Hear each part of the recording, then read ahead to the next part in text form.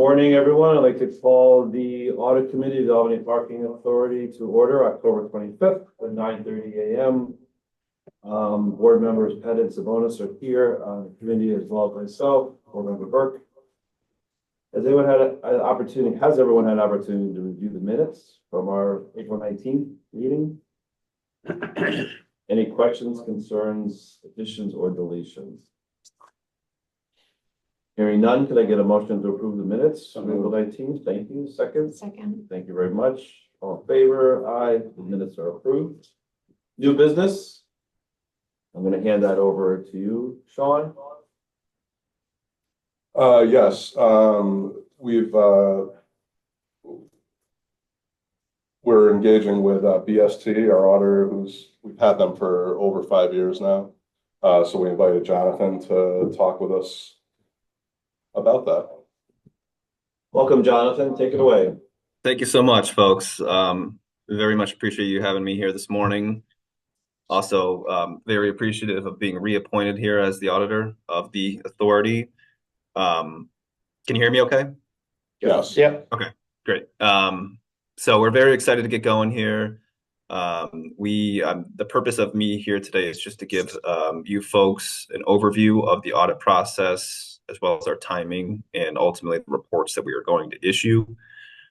We will begin our audit process typically in late January, and we issue the reports by the ABO deadline of March 31st of 2025.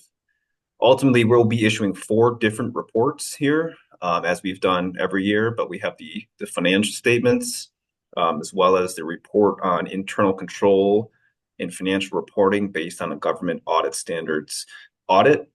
Additionally, we do 2 additional attestation engagements. The first would be required by the ABO. That is a report on the compliance with Section 201.3 of the New York State Rules and Regulations. That is simply to ensure that the investments held by the authority are compliant with New York State rules and regulations. We also do an agreed upon procedures engagement in relation to the authority's trust indenture. Back in 2001, there are certain provisions of that to ensure that the authority is compliant with principal payments and future payments there too. So that will be an additional agreed upon procedures engagement that we perform and ultimately issue to you folks that's addressed to you members of the board. Like I said, we'll be beginning our work here in January. We have certain requirements that we are to meet. From a high level basis, we are required to remain independent, and we are required to have all our government auditing standards be compliant with the audit process that we perform over the authority. To getting into a little bit more micro level, every material line item of the authority's financial statements will ultimately be tested by us.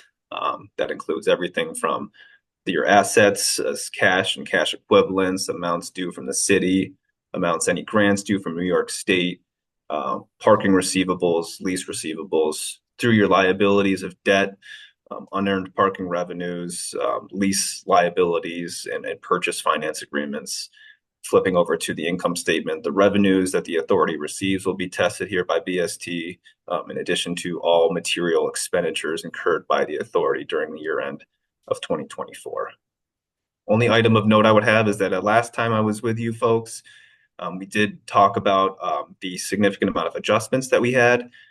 That is taken into consideration here during the planning process of our audit, and will be considered as well as an additional significant risk in addition to the presumed risks of management override of controls and fraudulent revenue recognition.